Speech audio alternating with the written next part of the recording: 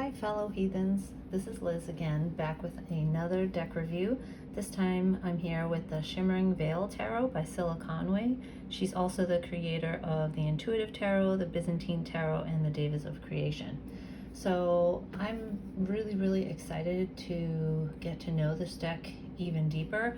I have been working with her Devas of Creation. I think it's pronounced Dewas, but I feel more comfortable calling it Devas, so that's what I will be saying. It says working with the energies of the universe. So I have had this for some time, and I'm just going to show you a little bit. Beautiful guidebook, really thought-provoking. I would have liked to have seen a little bit more on how we can interpret this in our daily lives. I do enjoy that she offers an opportunity to write down your own association with that particular deva. So these are energies that move from the microcosm, from the seeds, plants, animals, all the way to the stars and planets and universes and multidimensional beings that have an impact on our lives. So this is the deck, the Devas of Creation, and there are no titles on here. I always find it difficult to remove cards from boxes that require you to split them in half. So I have edged mine in these beautiful varying colors so as to avoid any like bleeding onto the fronts. Anything that was super light, I just left the edges the way they were. So I'll just kind of show you a little bit about, so like we have these energies, these spirits that are conscious and that we can tap into. So here's Mars. We can tap into those energies, and even things like on the quark level, like really small, microscopic, even further than that. And we have shadow energies as well. So here's the harvest, here's the sun, here's stars. So like you can almost see these two beings, and it's almost like a binary star system as they swirl around each other. So it's just a beautiful deck.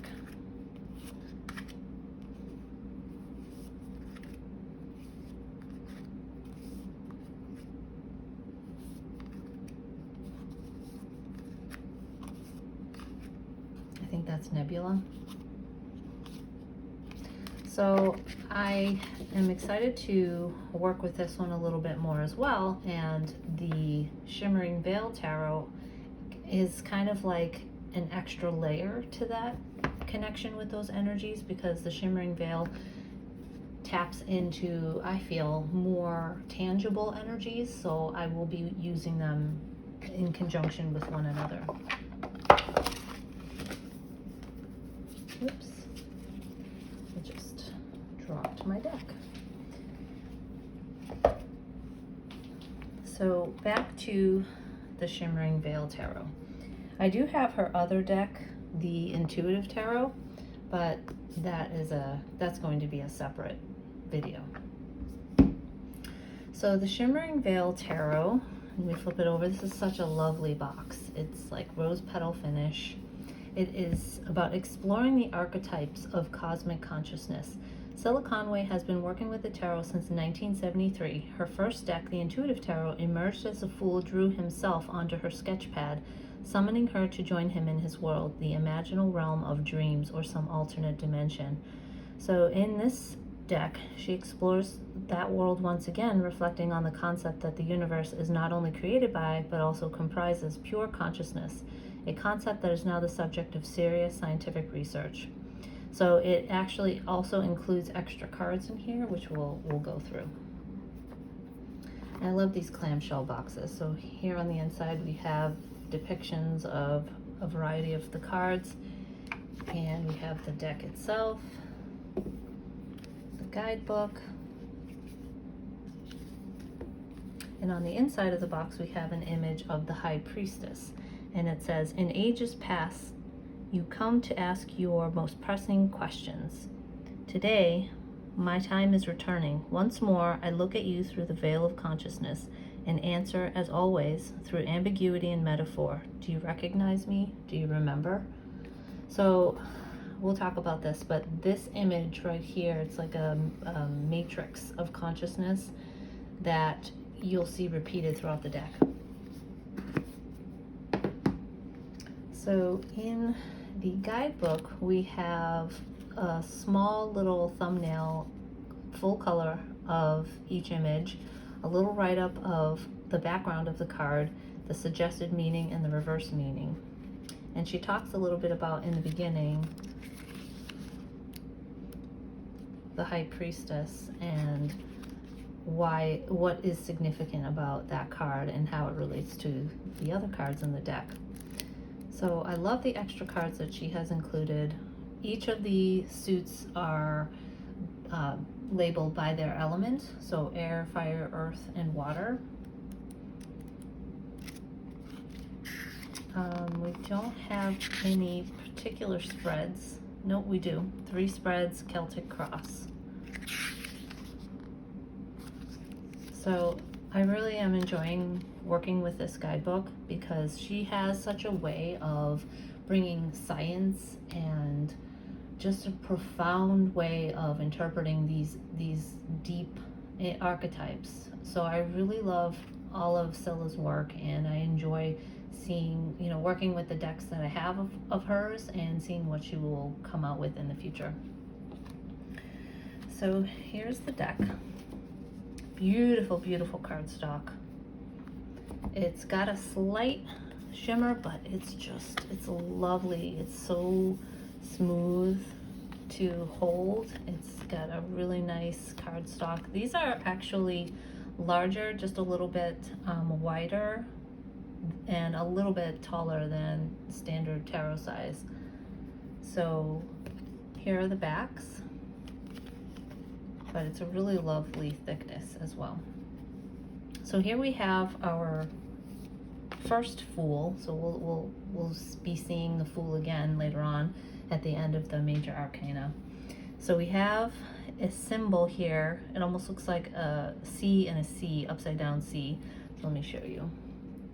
So I don't know if that's Scylla Conway, but that's the symbol that you'll see throughout the major arcana. So here we have our Fool jumping off the cliff, reaching for a butterfly. We have that sense of innocence, that sense of childlike wonder, and possibly, being carefree to the point of being careless. And that is the Fool. We have our Magician pulling in the energies of both the sun and the moon. We have these beings that surround him. He's parting the waters, almost like lifting energy throughout his body to his head chakra. His 2 staffs here, totally in the element of his power for creating his own reality and manifesting. So here is our High Priestess. So I want to bring this in to the book.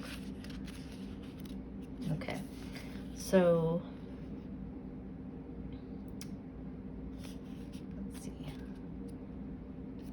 So we have that High Priestess. So you can see that the image is actually bigger than what you see in this card. So here the High Priestess is holding a crystal lattice of consciousness in her hands. As we grow, a veil seems to drop between the dimensions, and we lose the sense of connection we were born with. Nevertheless, the High Priestess can still access the higher dimensions through dreams and visions. Her intent eyes, glinting behind her veil, look deep into the past, present, and future, as shown by the Ouroboros, symbolizing the eternal cycle of renewal, coiling round the moon behind her. So it goes on to talk a little bit more about her. So you can see the Ouroboros right there. And I love it when the High Priestess is veiled, because it really gets to the sense of this deep, the waters of the deepest collective unconscious that we all share, and that we can access if we go deep into ourselves through meditation, through journey and path working, things like that. So whenever the High Priestess is depicted as a primordial image, I really, really enjoy that. Here we have the Empress drawing down power from the stars as she nurses her child. It's a beautiful image of the Empress and that nurturing element, mothering element, and just ultimate creation. Here we have our Emperor, and you can almost see like the sketches here in his hand and what he's holding. So he almost looks pharaoh-like with his throne behind him. You can see that fiery masculine energy with the coloration. The Hierophant, we don't see any supplicants here, but we do get a sense of her high esteem, her knowledge that she wants to share, blending multiple elements here. The color purple is very, you see that a lot in the Hierophant cards. Oops. Here we have the Lover's card, and I'm not the biggest fan of this one because it reminds me of a card from her Devas of Creation deck. And this is a shadow element that has you know, a powerful negative energy, almost like the Devil card, drawing out those parts of us that we need to shed. So this face right here kind of reminds me of that. But besides that, you have the Tree of Knowledge in the background. You have the shared wings of each individual creating a heart. So in that way, it's quite lovely, but I wish that the faces were a little bit more defined or a little less like sharp in their edges to create a different connotation, a different association for me. Here we have the Chariot with the power of the sun behind him as he uses the force of his will to control the inner power or the inner force of dark and light, the yin and the yang. And you'll see that a lot throughout the tarot. It's a balance of energies that if we go to one extreme or the other, we will, you know, bear the consequence of that. But being able to pull in both energies and find the middle road is the way to go. So here we have Strength. So you see like the power and the force in her hair, almost like a medicine woman kind of feel. With one hand she strokes the lion, and with the other hand she has the hand in the mouth. So she's definitely in control of her baser instincts and the things within her that, if left unattended, would cause mayhem. And you know, that's kind of what that card means to me. The Hermit, moving towards his cave. He's got his lantern. We have the town or city in the background, draped in an illuminated cloak. I love this depiction of the wheel. We have a galaxy or a star system moving. I mean, what may seem like that doesn't change, is constantly in flux, constantly in motion. And we have Justice with her scales and her up and down sword, and I really enjoy that because to me justice is all about fair treatment and eliminating bias. We have our Hanged Man, very watery image it feels like, and the darkness around him. He is illuminating the darkness as he, you know, stays there and reassesses his position. So here he is upside down. Here we have Death. We have all of these souls coming up towards death, and you can see here's the next one in line, but there are all these points of light right here. So the soul being freed from its earthly bondage. It's a very fiery, very apocalyptic looking card. We have the skull right here, but he is an angel. So as one thing ends, something new begins. Here we have Temperance. It's almost like this blinding, it's like moving towards the light. So through death, we come to the alchemy of transition, where we blend one thing and its opposite and create something new.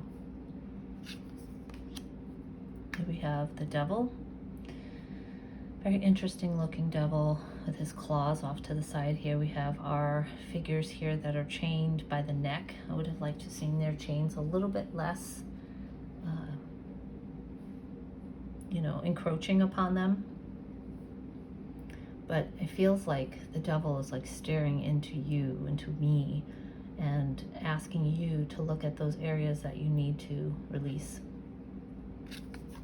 Here's our tower, beautiful colors here, beautiful strike of the lightning bolt, the water lapping up at the base of the tower with its two tall pillars. I don't see any beings falling. I do see drops of color, which might be, those old ways of thinking, old ways of being falling away. Here we have a beautiful, beautiful rendition of the star. Very cosmic, like she's out there creating new star systems and coalescing stardust to create that first light. The moon, crustacean moving through the water. We have our two pillars and the beautiful moonlight casting its rays down upon the water of our intuition. Here we have the sun, beautiful sun, illuminating those darker areas within ourselves.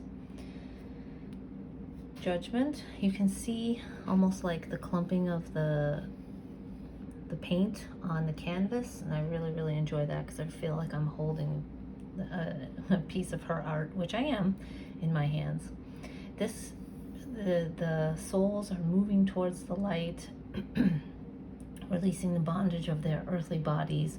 But this does call to mind the concept of the rapture, which I'm not a fan of, because I feel like we're all in this together, and whatever happens to anyone, collectively will happen to us all. But it does also allow for the connotation and the association of just that release of anything that's holding the soul down can be released. Here we have the world, holding that crystal lattice once again, moving up and through the dimensions. It feels very cosmic here. It very her body positioning is very Rider-Waite-Smith. So ultimate fulfillment. And here we have our golden fool. So whereas before we had our fool that was innocent and unknowing, just excited for the journey, now we have our seasoned fool who can make decisions to have that beginner's mind through the realm of experience. So he's been there, done that, and now he's taking that journey fully aware. And I really, really love that interpretation of the fool. And I will be keeping it in my deck. So with the minors, we have a symbol for the element. So this is air. We have a cloud and numbers. Whereas in the majors, we had Roman numerals. Here we have our numbers. We have an eagle soaring through the air, crisp and clear and clean for our ace. Here in our 2, we have either this figure striking out energy to this maybe like a tsunami, or the tsunami striking down the individual. So there's multiple ways to look at it, but normally you have 2 swords and a choice to make that's really, really difficult. This just talks about having that power within, the power from without and the power from within, coalescing into some almost like Harry Potter and Voldemort with their wands and who's going to win, that sort of thing. So it really lends itself well to the 2 of the mind. Here we have the 3, and I love it whenever decks don't just have a heart with 3 swords. I feel like that's not exactly to me what the Three of Swords and the Three of the Mind means. Three is about growth. So here we have the brain and we have the heart, and they're swirling with this tornado behind this figure. So pulling in the realm of the heart into the mind, rational thought, as well as having compassionate thought, and both blending together to create the growth that we need. In our 4, we have a figure in a lotus pose, whether being at the end of his journey or just about to embark on one. We have that sense of rest and going within. Love this depiction of the 5. So in the 5, we have a figure who has won out over others in a battle. And here we have a figure who has put on the cloak of power and is moving out into the darkness. You can see these eyes, and is following the light that guides him.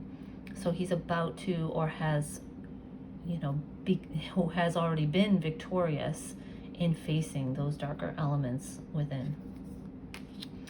In the 6, we have that traditional boat, and we have this person steering the boat, but these aren't waves, these are clouds. So in the 6, we have a mother and a child with a ferryman moving to calmer shores. But always, it's interesting to me to note that those swords of the mind, those habitual thought patterns, are still inside the boat. So you can leave where you are, but you're always going to be where your mind is. So wherever you are, what is that? Wherever you go, there you are. That's the saying. So it's really interesting to make sure that the element of the mind is still there, as well as that guiding light. So leaving behind the things that are harming us.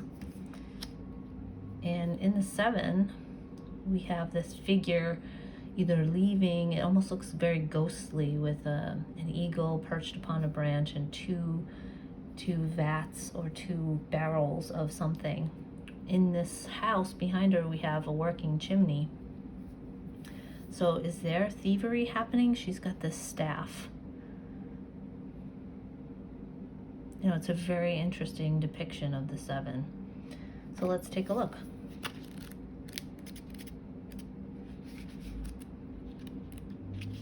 Okay. An enigmatic silver-eyed woman stands before the wooden doorway to a somewhat rickety hut. Like the eagle resting on the branch beside her, she gazes out with apparent impassiveness. 2 large baskets are placed on the ground under the eagle's perch, while a plume of smoke issues from the oddly curved chimney stack. The traditional meaning of Air 7 is the need for ingenuity, firm resolve, and courage in what could be a hostile environment. Courage and hard work, often mental, will be required. The more commitment we infuse into whatever we do, the more we tend to get back. We will sometimes find help in unexpected places, usually allies or hidden gifts. Often the environment itself can aid us. There are layers of meaning here: the alien figure, the reason for the baskets, the eagle, the shack and its strange chimney, which might almost be the entry to another world. So it definitely leaves it up to you to interpret what this figure is doing and why, and what the story behind it is. So this feels very Joan of Arc to me. There's no wood burning underneath the figure, but interestingly enough, the figure is holding the end of its bonds in its hand. So if he were to only release it, he would be able to free himself. So that's an amazing depiction. 9, we have our downtrodden figure here, with engulfed in the darkness, but emanating that light of hope from within. The 10, almost like a dissolving away.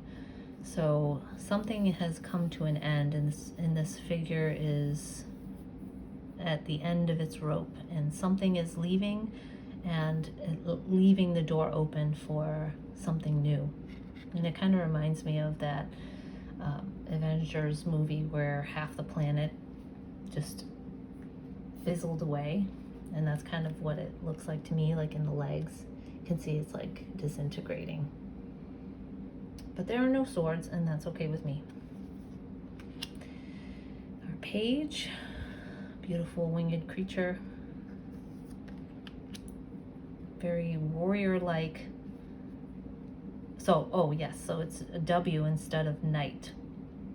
So we have all of this like turmoil and tumultuous energy swirling around this warrior.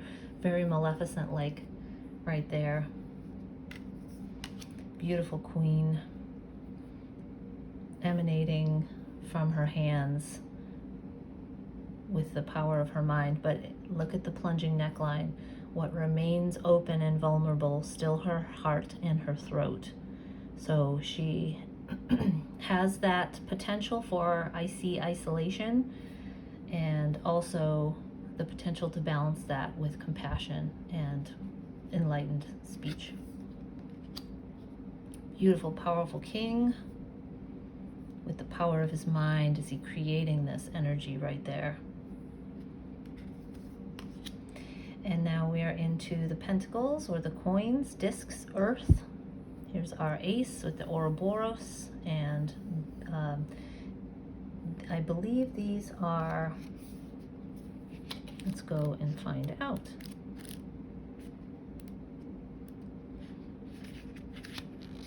Earth 1 depicts the universe of physical energy, symbolized by the multiplicity of planets or atoms held within the container of energy, the Ouroboros. Traditionally, the suit is seen as physical reality, the senses, grounding, firm foundations, wealth, and material comfort. However, the shimmering veil sees the fundamental structure of the universe as particles of consciousness, not physical atoms, meaning that manifestation to the physical will occur only once the energy that underlies reality gathers enough power to transmute from multi-dimensional consciousness through the dimensions. And that is what I'm talking about. This depth of knowledge that Scylla has for science and the structure of the universe is something I so love about her work. The 2, creating again with the atoms. You have some images down here. I'm not exactly sure what those are, but very earthy with the greens and the browns. The 3, you have like a cave with ancient paintings of animals from long ago and our ancestors, the creation of what that first creation of art would lead to. So we have in our 3 art the growth. And so we have that like connecting through the generations, leaving behind tidbits and information of what came before. And here we have our 4, clinging to a globe. We have this figure here far away from the city, but an emanating dark shadow flies above, which is the threat of holding on to what you feel is absolute truth, the resources that you have, and not sharing, holding tight, hoarding. So we have that energy, but we also have the threat of the shadow of the card as well. The 5 with the very muted and difficult to see house in the background. It's almost like you turn a crayon to its side and you rub it. That's what this art looks like behind here. But these figures are well depicted here. So what we often take for granted is home, stability, family, love. These figures don't have access to that. It's almost like it's in a different dimension. It's not real to them, but they do have each other. In the 6, we have this figure towering over others and sharing wealth, knowledge, resources, information. But we also have these figures being almost like lowly to this main figure. So what is the intention behind the giving? And that's the question that it has to ask you. Are you giving advice when no one asked you for it? Are you giving, to charity because it makes you feel good, which it should, but is it for social status so that you can brag about it later at the country club? So it asks you those questions with this figure here being so much larger than the others. and the 7, standing back and admiring what is, what you have created, and not just what you've created, but what God and the universe has created for you to enjoy. And I love this figure, just relaxed, and that's one of my favorite things to do, is just to kind of go for a drive and contemplate the richness and beauty of the world. And 8, we have our figure here, deep in concentration and creation, manifesting blueprints, possibly creating architecture. Here we have a being in between these buildings here. 9, the abundance that one can enjoy, grapes and wine, big fan, sitting here in the lushness of his garden. Very traditional. This one is beautiful because it looks at like the beginning of creation all the way through mankind as it is now. So we have our single-celled, multi-celled organisms moving through to the dinosaurs, through to cavemen, through to today. So it's a wonderful depiction of the legacy that we have to lean upon, and it asks where we're going in the future as well, and where we want to leave the planet once we exit this earth. So we have our page here, green, holding a bouquet, very set back in this figure's face, with eyes closed, contemplative of what this page will create. We have our warrior of earth with his back up against the wall, ready for the fight if necessary. Interesting colors here. So we have our slow moving knight. So this knight, or this warrior rather, is in defense. Doesn't look like he's creating anything at this point, but must hold back at this time to defend what he has created.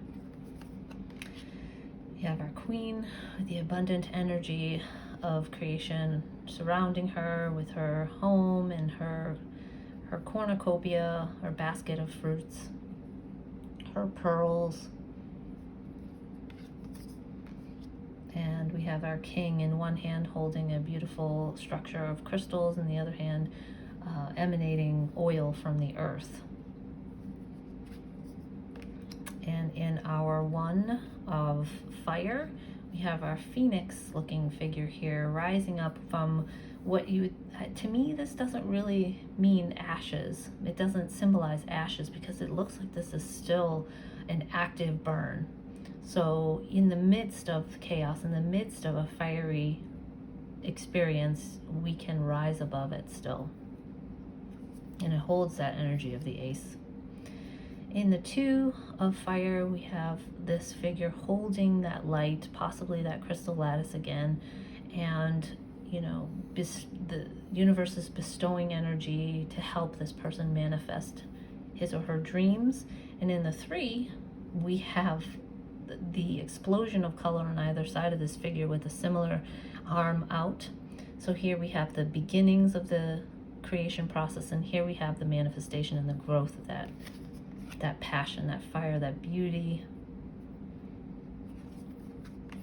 In the 4, we have this 4 to me stands for stability. So we have this figure almost like passing on information to this younger figure, and we have the 4 spirits off to the side here looking on, possibly spirits from the past.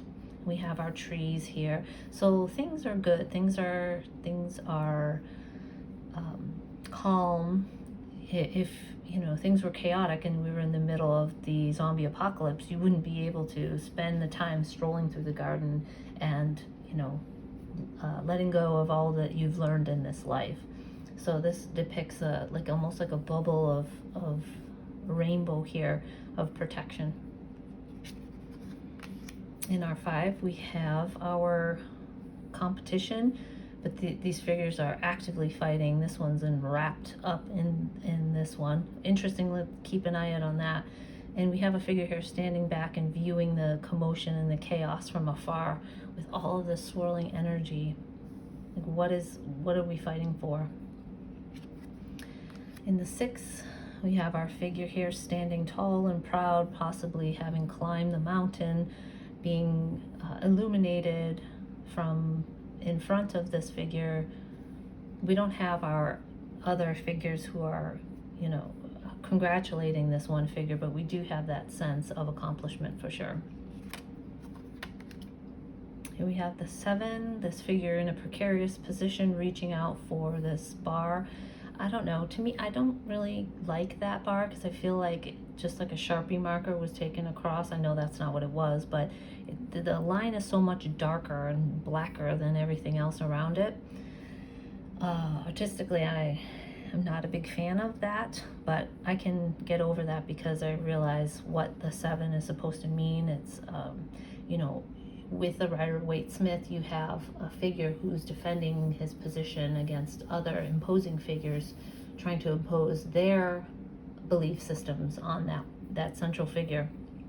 So this staff or this bar, this lifeline could be the truth that you hold inside that you need to grab a hold of in order to face what may come once you fall down from that place that you're in. In the 8, we have that movement. 9, this figure's on the surface of the sun. So it's interesting to think, if you were on the surface of the sun, what would you need to do to protect yourself and to hold strong from the fires of illumination. And in the 10, we have this figure on top of this other figure. So this figure is being burdened by this figure. So you could think of this as being an actual person, or perhaps thoughts from the past, you know, belief systems about yourself that other people had given you, your parents, your other family and friends, whispering in your ear when they're not even there. Could symbolize many things. We have our fiery page holding the element in his or her hand, engulfed in the fresh fires of creation. Our warrior with the volcano behind him, holding his staff and his fire. Now this one we have 2. So this queen has a snake wrapped around her, almost like Kundalini spiraling around, waking up those chakras. And we have the volcano in the background. But for those who are averse to seeing a snake that close to a person's face, we have the energy from one hand to the next as another option. Which, you know, that's kind of like what Kundalini is about anyway, is that it's just like that electricity. And it's interesting because it is different colorations here and here. But I will be keeping this one in my deck. The King of Fire, very centaur-like, illuminated eyes, possibly holding that matrix of consciousness, that crystal lattice as well. The One of Water, looking up to the surface from underneath with all our sea creatures. And you know, these creatures could symbolize many different things about the ace. It's just like an overflowing of life and what lays underneath within you, what drives your behavior. Each of these things could be different elements and different manifestations of that. Here in the 2, we have our 2 central figures coming up from the water of a shared belief, a shared life with the rainbow. It's beautiful.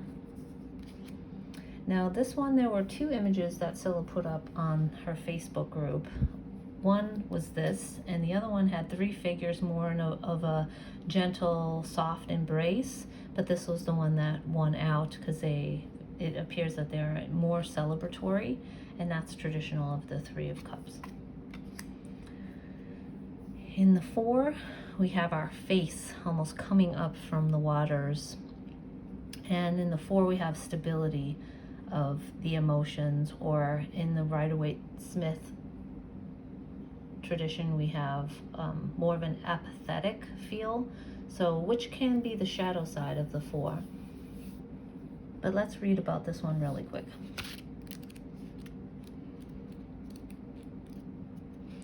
Traditionally, the Four of Cups is about boredom, apathy, and satiety. The image can depict any or all of these qualities, but one particularly important aspect of the card is narcissism. The face shown here is almost like a refracted image, as if the figure is seeing her or himself from below the surface of a pond. It is an appropriately mythic reference. Remember the original myth of Narcissus.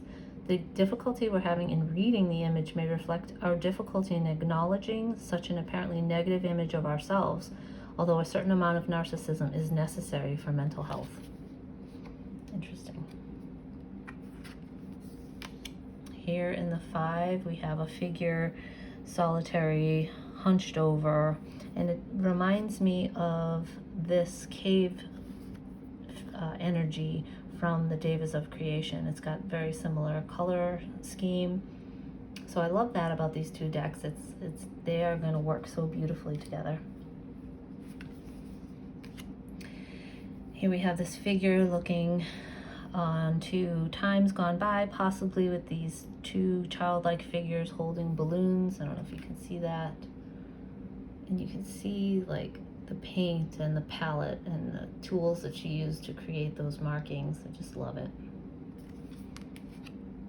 Here in the Seven, we have these bubbles holding the potential for all of these different things to possibly manifest themselves into our reality. Which bubble will pop?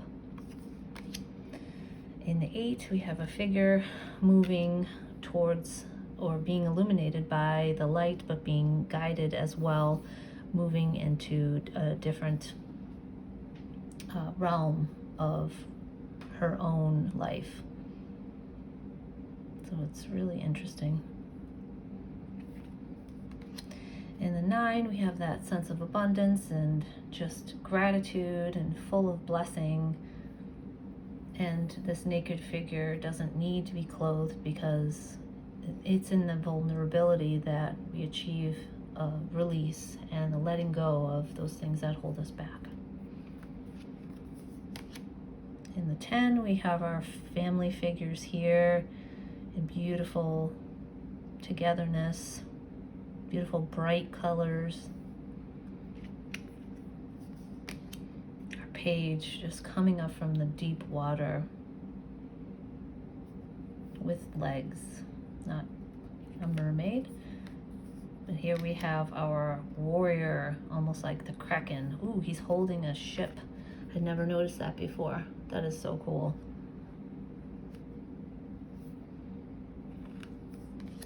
Beautiful, beautiful queen swirling the water around her. And something is growing in her belly. Could be the sacral chakra. And lastly, we have our king, just maybe Zeus, just, you know, totally in control of his emotions. And there you have it. There was my interpretation of the beautiful Shimmering Veil Tarot by Scylla Conway. Let me know what you think in the comments down below. Don't forget to like, share, subscribe. I will be coming out with more and more videos as time goes on, and I look forward to hearing from you. Thanks, take care.